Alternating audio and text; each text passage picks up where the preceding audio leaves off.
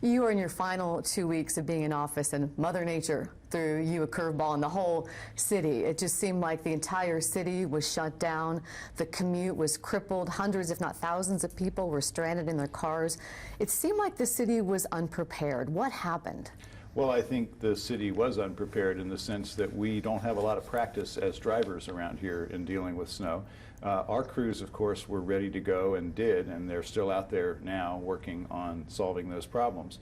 So I'm proud of what our city workers did and what they do in a situation like this. We started planning for a snowstorm long before it happened, of course, and our crews were ready. But there are problems with our geography in that the West Hills Ridge is hundreds of feet taller than downtown, and there's some state highways like Highway 26 that go up that slope, or I-5 to the south. So ODOT had a tough time. We had a little bit of a tough time on the city streets as well. Well, people wondered where you were. They wanted to hear from you.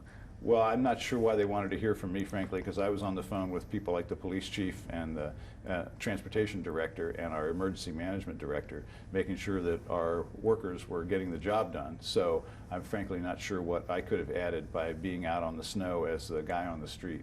Well, from what I've heard from people, they wanted to hear some leadership. Maybe in the beginning we knew the storm was coming, warning people to stay home, asking businesses to close or schools not to open. And then once it started, maybe to reassure people the city was doing all it could to have some leadership out there, to use the bully pulpit.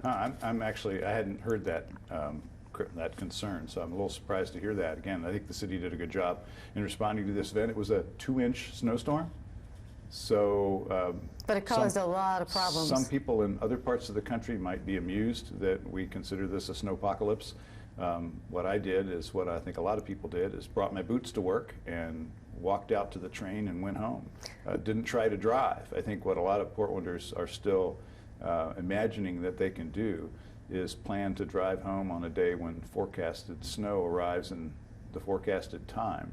So, you know, I think we all have to plan individually, as well as have the city and other public service agencies like the state highway department that's responsible for the freeways. A lot of people, I think, mistakenly think that all the roads in the city belong to the city. They don't. They meant most of the major roadways that people drive on to go home, if they're going to the suburbs, are state highways. Highway 26, Highway 43 to Lake Oswego, even Powell Boulevard is a state highway. So not as an excuse, but as an explanation that there are a lot of agencies involved in snow response. I think they all did an adequate job.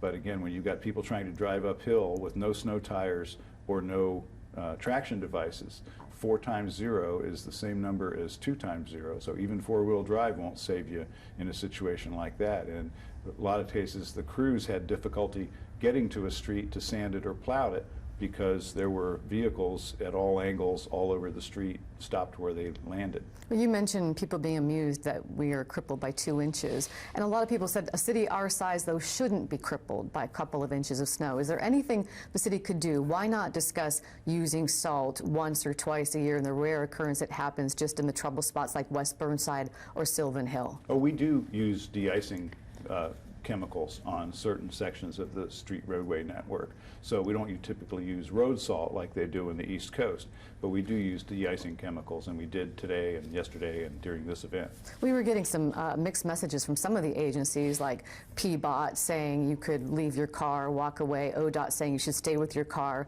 PBOT saying call 911 if you need help up on the hill if you're stranded, and then the Office of Emergency Management saying no, don't call 911 unless it is a true emergency.